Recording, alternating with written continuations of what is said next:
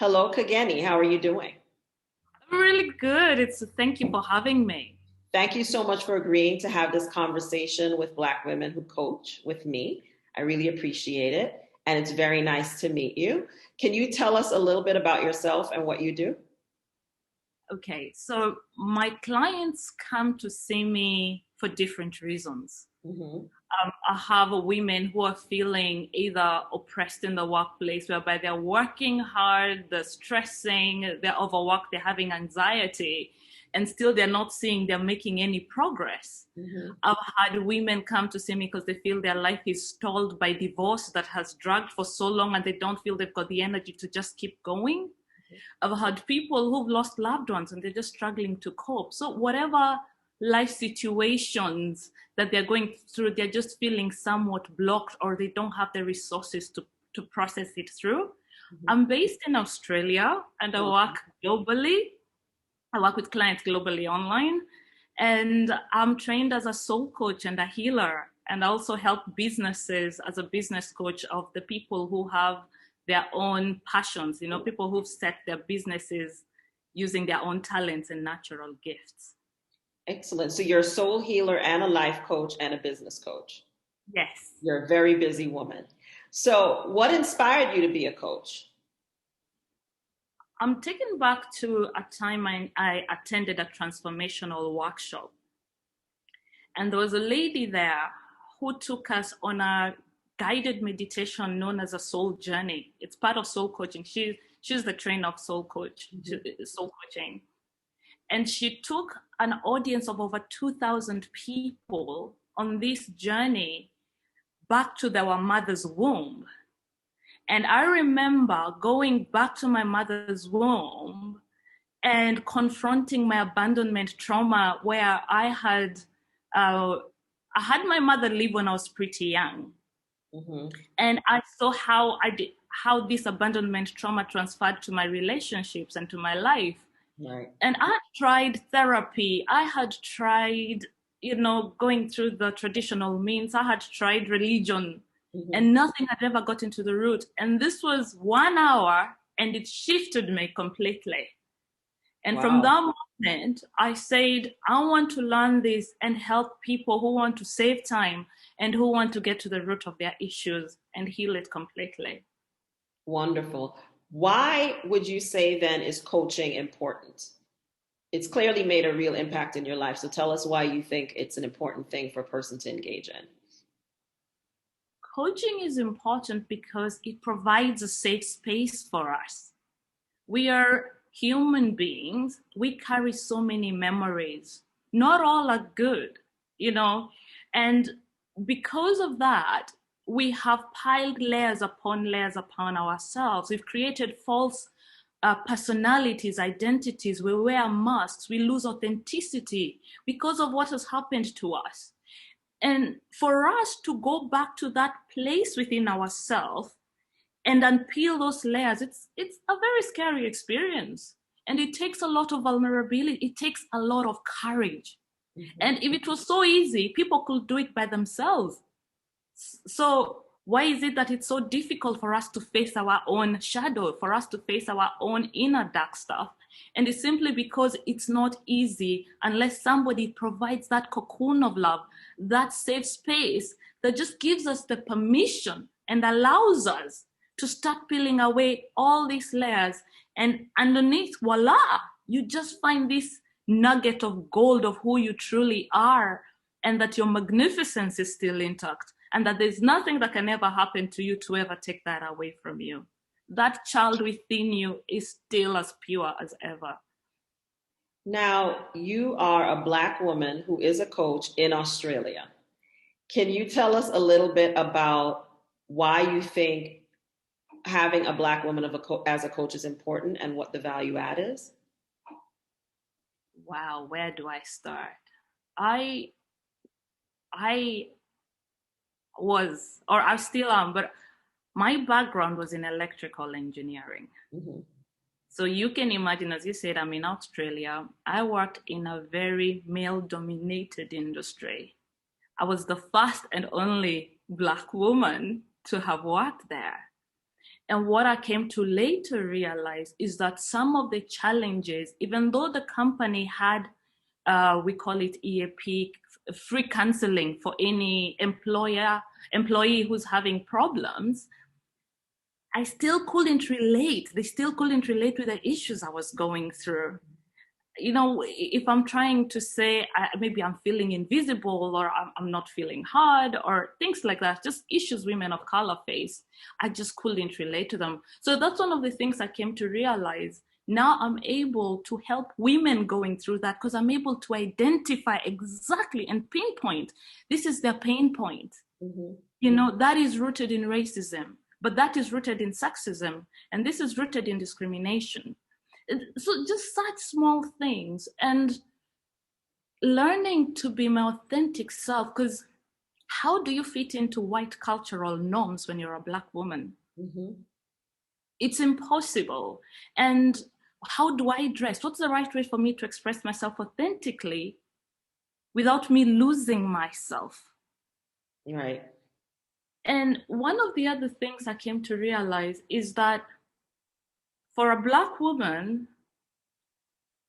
racism is a really big, big trauma. The racial trauma for a Black woman, or any person pretty much, if they're not experiencing it themselves, it's their families or the world at large.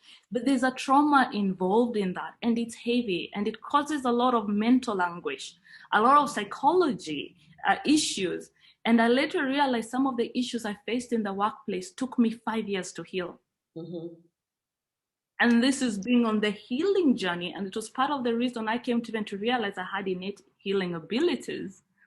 And part of my transformational journey and to heal myself involved me going back to Africa to live with my tribe, just to feel that sense of human connection that I just felt I was so completely emptied. I had started doubting myself. It's I had started. interesting, it's really interesting what you're saying because, as a Black woman who's American who now lives in another country, I live in Mexico now, um, and you are Kenyan, I believe, Yes. but in Australia.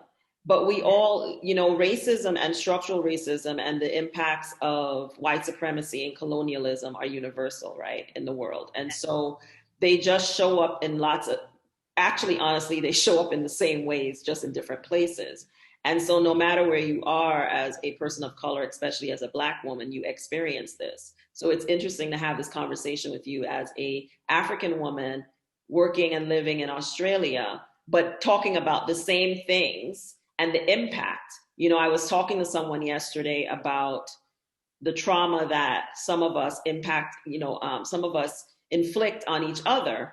And what I was saying to her was it all comes from a place of self-loathing and self-hate because you've been taught to not love yourself in a society that tells you over and over again that who you are is not enough and who you are is not okay. And so because you cannot always act those things out against the people who are inflicting it on you, you then turn around and do it to the people closest to you and the people that look like you, right? But it's all still coming from the same place of self-hate and self-loathing. So it's a thing that no matter where you are in the world as a person of color or a Black person, you experience this because you go into these spaces. And you talked about losing your authenticity, and that's the thing that makes us who we are. And when you're constantly being messaged that who you are is not enough and that you need to change into something else to fit into these spaces that were never created for you and never intended for you to be successful, but yet instead of them having to change, you're constantly told that you need to change. And it is very, very psychically damaging and harmful because most people don't even know how to name the thing that is happening to them, but they're still experiencing it all the same, right? Yes, that's it. And that's why it's so powerful when you have a Black coach just to go like, this is exactly what's happening. Because you're dealing with forces you're not even aware. Right. You have external forces that are stacked up against you. And one thing I wanted to say is we never experienced racism in Africa. Right. So it's a very foreign, my grandmother never experienced it. My mother has never experienced it. and so there's an isolation for you being so far away and from that community that has always protected you, and having pretty much almost the sense of belonging taken away from you. Right. And going into these spaces, and especially if you have never, your family has never explained it or experienced it, then they can't even really prepare you for it because it's not their experience, right? So then you're going, that's a whole different type of traumatizing experience, because first you might not even understand what's happening to you because you've never even experienced it before. You've never experienced that human discrimination. Exactly. There's a lot of depressed Africans. Oh, overseas. Yes, I can imagine, because, my parents are from the Caribbean, and I remember, I left the United States as a young child and went to the Caribbean for several years, and we lived there. And coming back to the United States was extremely traumatic for me, partly because I'd never experienced racism when I lived in Trinidad. I never experienced that someone would not like me just because of what color my skin was. I heard about it in a very... You never knew you were Black. That it happened, but I never experienced it. And so when you are experiencing these things, and my parents moved us to the Deep South, so it was really horrible. And it was, very, very traumatizing. And your parents are dealing with their own things. So they don't necessarily even know how to help you deal with what you're dealing with, because now they were away too, and now come back into the society and are having to deal with the same things as well. So it really becomes important to unpack a lot of these things with someone, especially in the context of work, with someone who looks like you and has had the same experience as you, and can help you name the thing that is happening. Because sometimes, as I said, as you just explained, you don't even know how to explain what is happening because you've never experienced it before. So you're like, what is happening? And it helps to have someone say, this is what's happening and this is why it's happening, right? And it has nothing to do with you. Because I think that one of the most damaging things about racism is constantly messaging to people that the problem is them when it's not, right? The psychological gaslighting, right? And that the problem is you. And it really was helpful for me personally to have a coach be able to tell me, no, it's not you. Yes. It's the environment you're in, but you still have to figure out how to work through this and be successful, or choose what you want to do in the context of what it is that you're having to deal with, because you still have a choice, right? But I don't believe that a coach that was not a Black woman would have been able to do it, and to do it to get to it pretty quickly. Like, yes, this is happening. This is why it's happening. This is, no, you're not crazy. Yes, it's real, because they make you feel you're crazy. Yes, it's real. And now let's talk about what you're going to do to deal with it, right? So what would you say? Because, it's important to have a Black woman coach, but I always tell people it's also important to have the right one. So what would you say to someone who has decided, I want to hire a Black woman coach, but what kind of coach how do I choose the right person for me, even in that context? What would you say to someone about how to choose the right person? Okay. To answer that, let me first wrap around also other things that as a Black woman you might need from a coach, so that you know exactly what you'll be looking for. Just something as simple as being told your hair is not professional. I've never had a white coach to be able to assist me with that. Just something as simple as that. Yeah. And that, and that's one of the simplest things when HR is constantly on your back. And the other thing I realized working a lot with Black women, I know you're from the Caribbean, but you're in Africa, you have also, I don't know if you've got problems with witchcraft and black magic there. In the Caribbean? Yeah. Yes. There are people that do practice it. They call it something else, but it is a thing in the Caribbean. I don't know if it still is, because I haven't lived there in a long time, but I do remember my mother telling me things about it when I was a child. That's another issue that I found to be very specific with Black women. Whenever I've worked, especially as a healer, some of the things we are taking off is like, there's been some bad vibes your way as well. So you've got racism, then you've got all these norms you need to feel. Then you've got the cultural black magic, witchcraft, and all these other things. So you can see the Black woman has really been condensed and completely suppressed.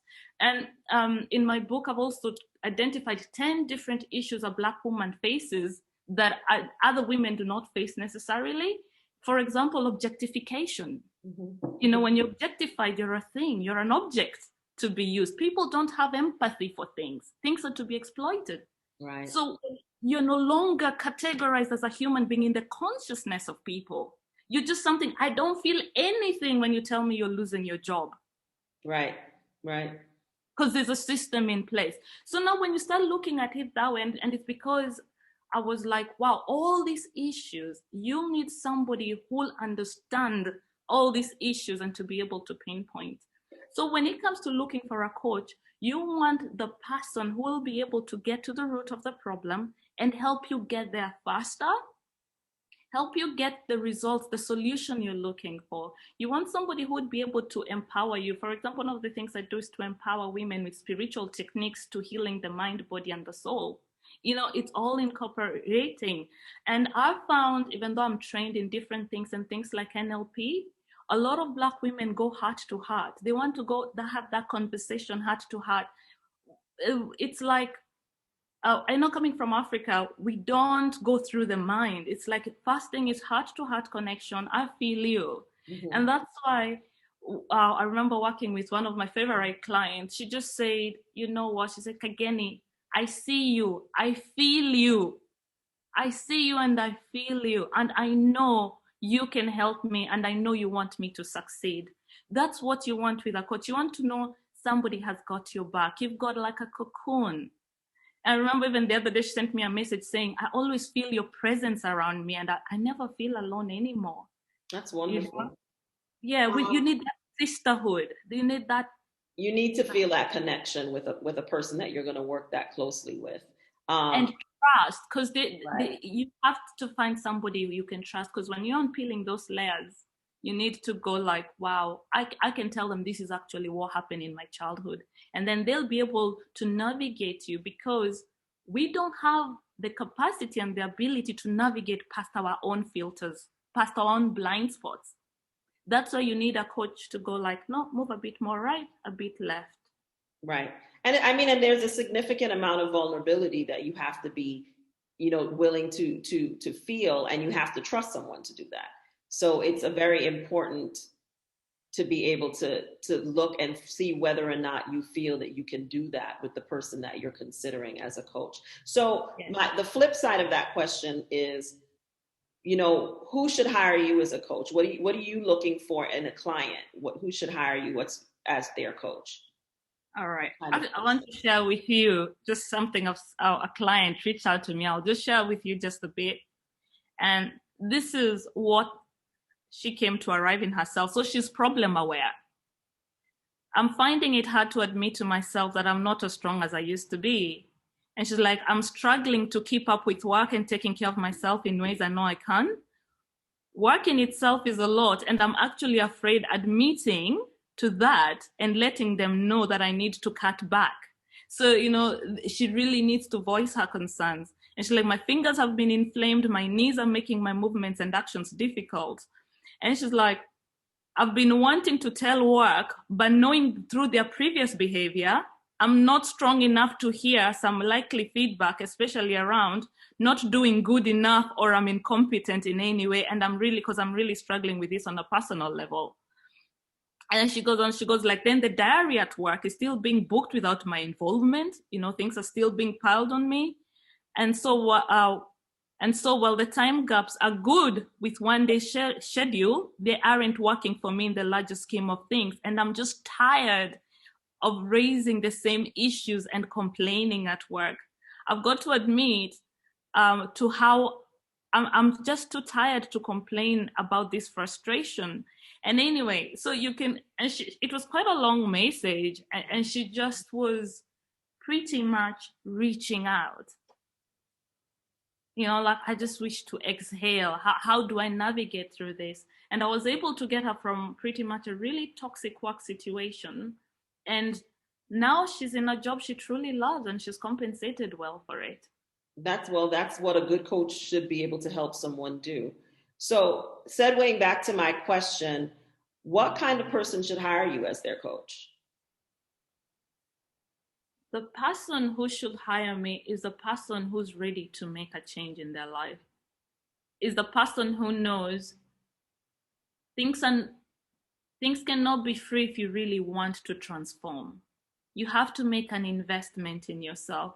The same way you invest uh, for example, for that holiday, the same way you invest for your house, you are investing in yourself. And it is something you do to honor yourself. It's part of self-love. And a lot of people sometimes think coaching, like I can do it for free, or I can do it. For example, I have a client once who had lost her father, and I remember when I approached her to say how coaching could assist her, she said, "Oh, I'm doing an 8-week course on grief with my local church." And I said to her, I said, okay, anyway, so 2 years later, she comes knocking at my door. And within a 1 hour session, I was able to shift her through the stages of grief to her own acceptance than she'd done in the last 2 years with her 8-week course. When people realize it saves you time, it equips you with tools, it helps you move through these stages quicker, then I think then it's a question of honoring yourself and understanding there's an opportunity cost. Even though we're not taking up the coaching to deal with these issues, where is this issue manifesting itself in your life? Is it lack of sleep? Is it anxiety? Is it coming in form of low self-worth and low energy? So it will, or even sometimes an illness.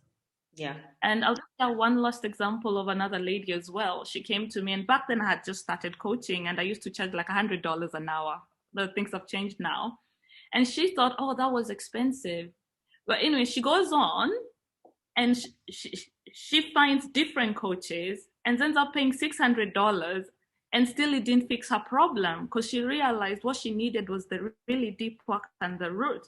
So by the time she came to me, she was begging me and going like, compared with the journey, what I've had to put up with for the last 6 months and paying $600, I might as well just have gone for what you were offering in the beginning. So there is a lot of overcoming our own, especially money obstacles or abundance obstacles, abundance blocks, to realize I'm investing in myself. Yes, it may look as if I'm spending, but it's an investment. So which means I'll get a return in investment. And when you do, you see movement, you see progress in your life, you have more energy, and you don't feel blocked anymore.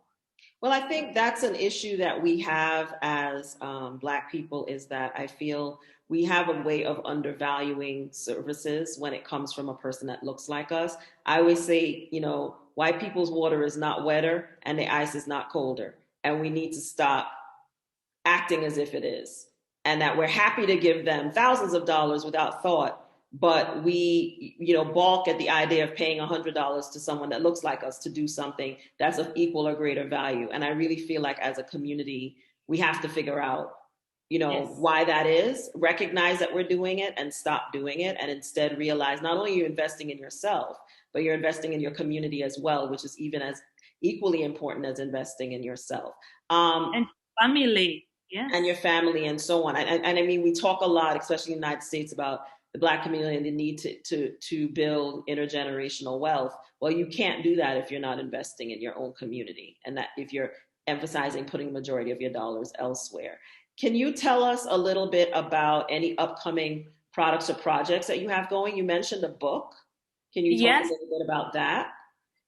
Everything I've discussed with you, including, for example, the 10 different challenges I've specifically identified a Black woman goes through that other people may not, are all in the Magnificent Woman book. It's written. It came as a journey for me. It was my own transformation journey and what I've gone to heal some of the deepest things.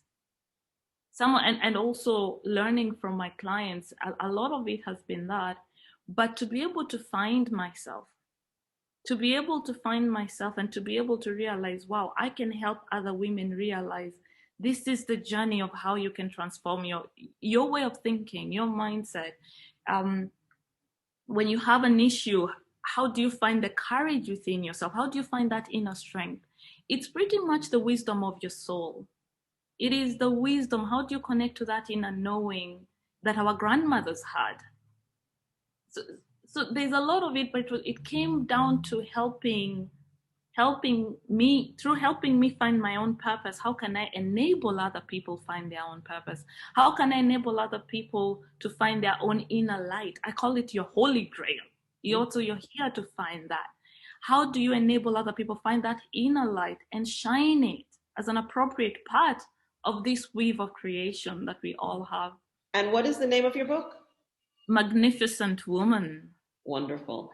And so my last question for you is, what is one important thing that you've learned about yourself through coaching others? Through coaching others, I enabled through my quality, my qualities, my inner qualities, and there's a quality we have in Africa called Ubuntu. I am because you are. Right.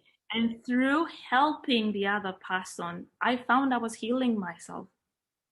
And my definition of Ubuntu is the ability to see the magnificence in others and help them draw it out so that they can be magnificent and live their magnificent lives. And that's the biggest gift my clients have been able to give me. That's beautiful. Kageni, am I saying your name correctly? Perfect. It has been a pleasure talking to you, and I really appreciate having you as a part of this conversation and in the circle of coaches that we're building as well. I'm really excited to meet another beautiful woman from Kenya. Kenya is one of my favorite African countries. I've been there twice. It's the one country I've been to Africa more than once, and I really loved it very, very much. So it's really great to meet you, and I love and respect so much what you are doing for other women in Australia and elsewhere and all around the world. So thank you for taking the time to participate in this conversation with me. Thank you. Thank you.